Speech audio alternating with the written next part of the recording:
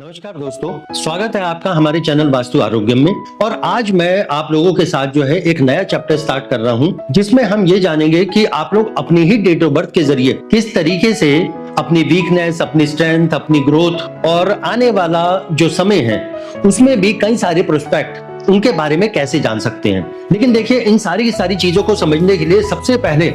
आपको समझना पड़ेगा कुछ चीजों के, कुछ उनसे जो जुड़े हुए जो फॉर्मूले हैं उन फॉर्मूलेज को। तो चलिए इसको स्टार्ट करते हैं। देखिए, जितने भी हमारी जो डेट ऑफ बर्थ होती है उनके अंदर जो नंबर होते हैं वो नंबर सारे के सारे हमारे 1 से लेकर 9 तक ही होते हैं, और हर एक नंबर अलग अलग एक प्लेनेट के साथ जो है वो कनेक्ट रहता है। तो ये सारी की सारी चीजें जिस समय कोई पर्सन जो है बर्थ लेता है उसी वक्त डिसाइड हो जाती है हमारी डेस्टिनी। और ये जो सारी की सारी जो डेस्टिनी है, लेकिन ये डिपेंड करती है हमारे कर्मों के साथ जुड़ी रहती है।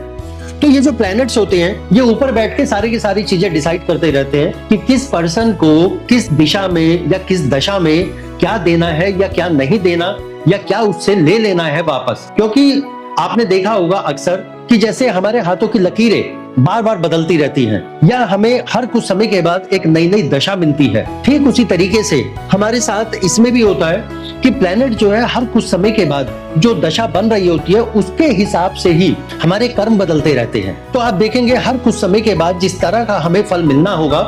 तो उसकी जो स्ट्रेटेजी होगी वो बहुत पहले से स्टार्ट हो गई होगी। उदाहरण के तौर पर मान लीजिए कि अगर किसी को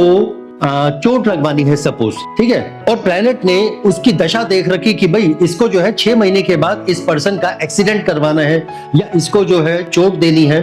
तो उसकी 6 महीने पहले से ये दशा स्टार्ट हो जाती है। अब ये कैसे जो है स्टार्ट होती है, क्योंकि मान लीजिए एक छोटा सा अभी मैं एग्जांपल दे रहा हूँ, ये आप लोग आगे चल के जो है और बेहतर डेप्थ में जो है समझ पाएंगे कि जिस वक्त जो डायरेक्शंस होती है हमारे घर की, अगर वहां पर साउथ डायरेक्शन के साथ साउथ वेस्ट में दोष आ गया तो वो काफी बड़ा जो है दोष बन जाएगा, या साउथ ईस्ट के साथ अगर साउथ वेस्ट के साथ दोष आ गया तो वो भी काफी बड़ा दोष बन जाएगा। और ये दोष जब एक साथ बनते हैं तो ये आपके लिए कहीं ना कहीं एक्सीडेंट वाली या चोट लगने वाली या कोई भी ऐसी दशा जो है लेकर आएंगे जहां पर आपके शरीर से खून जरूर निकलेगा। ये और बात है कि अगर आपने उससे पहले कोई रेमेडी कर ली